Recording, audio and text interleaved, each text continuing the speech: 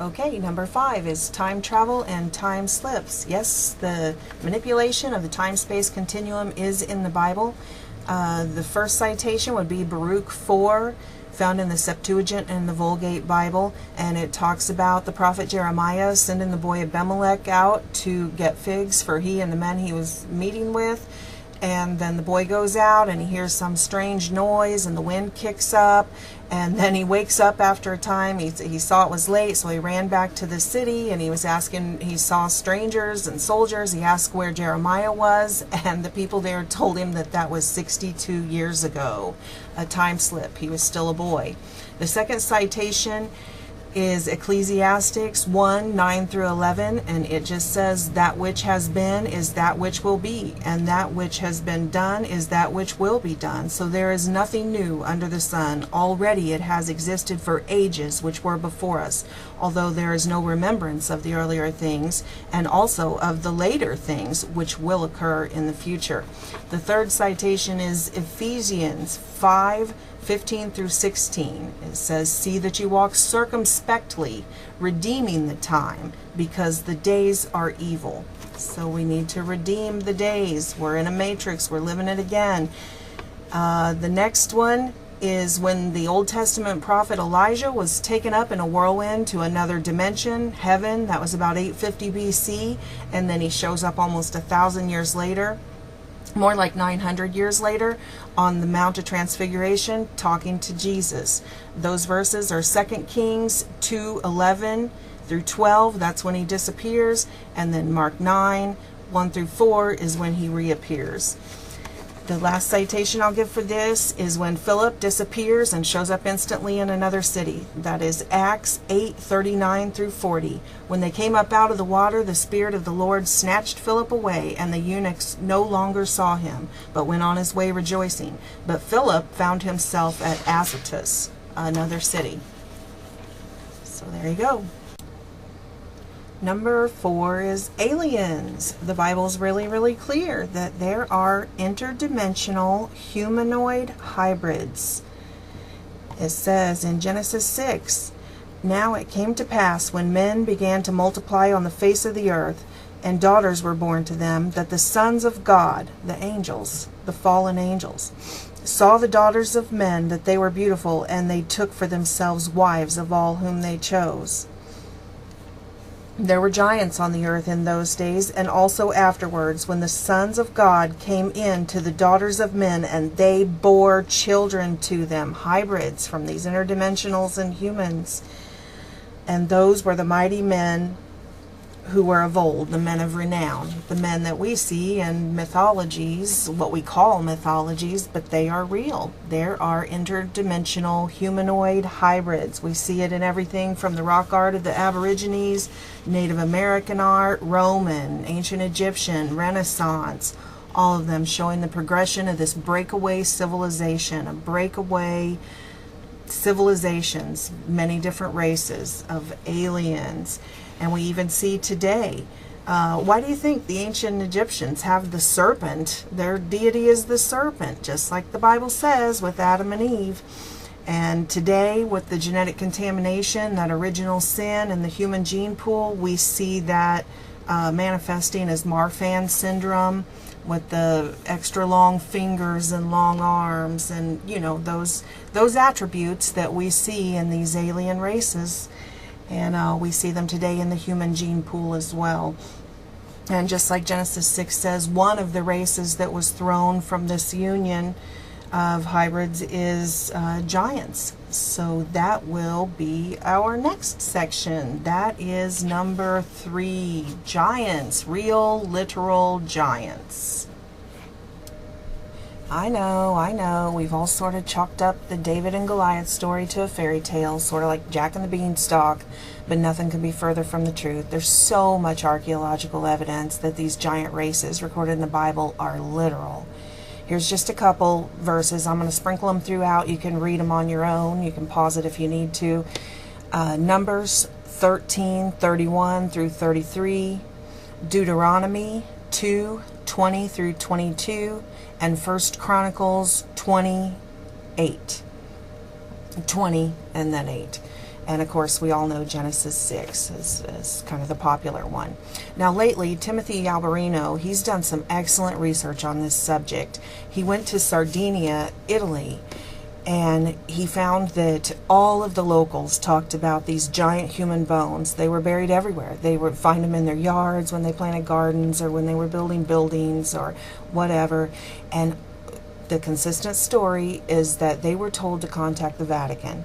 And the Vatican would come and retrieve the bones, or they would even send excavating equipment if there were large burial grounds, and they would cover it up with mounds of dirt, and they would, you know, build walls around it, pave around it. If they couldn't retrieve them all, they actively tried to cover them up. And we see the same exact things in the Americas. With the Smithsonian, there were so many of the miners during the 1800s, early 1900s, that recovered these giants, a lot of time red-haired giants, and they'd find them in caves and caverns and catacombs when they were mining, and they would turn them over to the authorities, and they would, once the Smithsonian got a hold of them, they could never find them anymore. Family members have tried to trace them. They can't get any information. So they've been secreting the evidence of these giant humans, giant humanoids. They've been secreting all this away somewhere in a vault. The Vatican, just like they during the Crusades, they took all the records from these Native Americans and the Mayans, and everywhere they went, and they burned them or they hauled them off to their little archives, and have kept this version of world history from us. And so I don't know why people have such a hard time believing in humanoid giants when we see dinosaur bones. We see that we can accept the fact that giant reptiles pretty much dominated the earth at one time, but we have this problem for some reason with the giant humanoids. But it's true. It's all true. Yeah, and before the invention of the internet and all of this social media, it was really easy for the ruling class, the powers that be, to control our paradigm, tell us what to believe, and spoon-feed us information. Take like Stonehenge, for example. It's supposed to be such a mystery, but the records left by the Britons say that it was called the Giants' Dance, because these giants, these titans, that was their altar. They sacrificed animals and people on it to their ancestral god, and we see that in every culture on planet Earth, these records of their ancestral gods that we talked about earlier, the fallen interdimensionals that mated with humans. And the archaeologists found a trench of bones all around Stonehenge, so it's confirmed with archaeological finds. And the records from that region say that there was a 12-foot giant called Gog Magog that resided in Britain after the fall of Troy. And that completely supports the biblical account of this family line. The Bible actually names them, that family, that tribe, Gog and Magog. The verses are Ezekiel 38, 2 and 3, and Genesis 10, 2. Also Revelation 20, verses 7 and 8. Now that's something that talks about this remnant tribe of giants will be back in the end times to be in players, which ties back into this UFO thing we're talking about, these hybrid races, the remnants of these hybrid races that have gone underground and off planet and things like that. Tons of UFO encounters where the witnesses report giants. They say that giants, not little green men, giants. Two examples are in January of 1996, Herzl Constantini, the chief of security, witnessed an alien craft in his field. He reported a humanoid to be approximately 11 feet tall and 5 feet wide, weighing probably 2 tons. The footprints were pressed into the earth up to 14 inches deep. Another one in Russia, in September of 1989, over 20 unrelated witnesses report that three 9-foot-tall giants stepped out of a vehicle that landed in a park in clear view. There were police chiefs, a metal worker, a janitor, school children, lots and lots of witnesses. So these things are true. We see it in the human gene pool now. We call it acromegaly. And we see it still pops up in the human gene pool. And this is all just part of that same genetic contamination, that original sin that the Bible talks about, that has been passed down through all the generations of humanity. It's this contamination of the human gene pool, which leads us right into number 2, which is 6 fingers and 6 toes. Yep, the Bible explains it. It explains where this polydactyl genetic disorder comes from. The verses, I'll just put them on the screen. You can pause it and read it if you want. Just a couple of them are 1 Chronicles 26. That Chronicles is what it sounds like. It's the chronology of the ethnicities, and you know, there are books of the Bible that's all they are, the ones we skip over, that are so-and-so begot so-and-so, begot so-and-so, begot so-and-so. It's the record of all the genealogies, the ethnicities as they spread out over the globe. You guys should really read this book. It's fascinating. Another verse is 2 Samuel 21:20. And again, we see polydactyl is a trait that pops up in the human gene pool even today. Some people say Oprah has 6 toes, Halle Berry, Michelle Obama, things like that. You can see all that kind of stuff online. I don't know these people personally, so I can't attest to whether that's true or not, but certainly there are lots and lots of humans. The pitcher, Alphonse Seco, he has 6 fingers. I even have people, you know, 2nd, 3rd, 4th cousins in my family line that have had the 6 fingers, or, you know, different genetic traits like that from the Gentile bloodlines. So that's really about it for this one. It's a short one, and now we go into number 1. Yep, you guessed it, it's Bigfoot. Bigfoot is in the Bible. They are recorded as being the descendants of Esau, the tribes of Edom.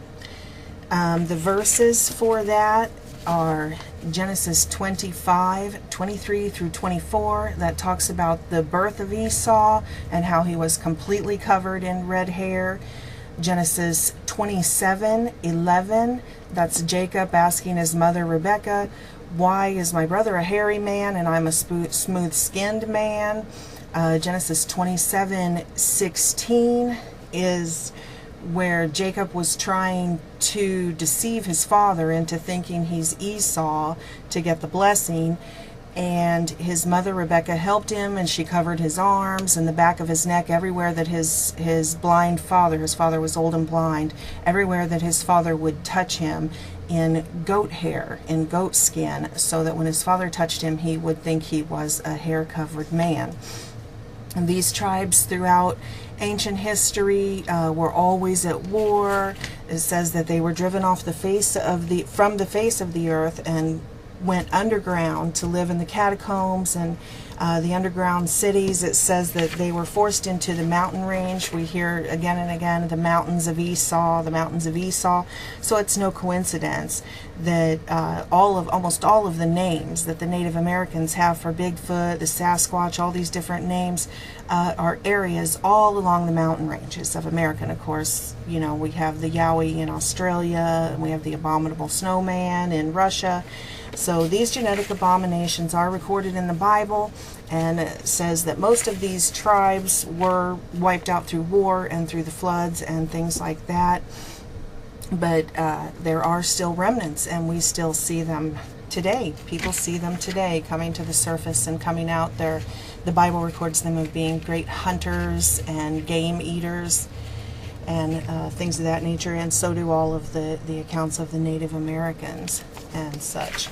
So that's the big surprise, that Bigfoot is explained in the Bible, and we see that this genetic contamination, once again, the Bible is proven by not only archaeological finds, but by all of the genetic evidence. We do see this trait appearing in the human race still today, popping up in the human gene pool. Now we call the genetic disorder hypertrichosis. And in the older days, you would see people these people would be in the circuses and things like that. Nowadays, you still see them. They are on the internet, on the health sites and things like that. You can see pictures of this disorder, but it does. This comes from the bloodline of Esau and the tribes of Edom. So that's it. I guess what I'm trying to say, the bottom line is that there are only mysteries, there are only anomalies because we live in a false worldview. Because the people in the know have created this fake revisionist history, this paradigm that we live in. But the truth is that there aren't any mysteries, folks. There's only people who can't handle the truth. This Bible is a fascinating book, and it has the answers.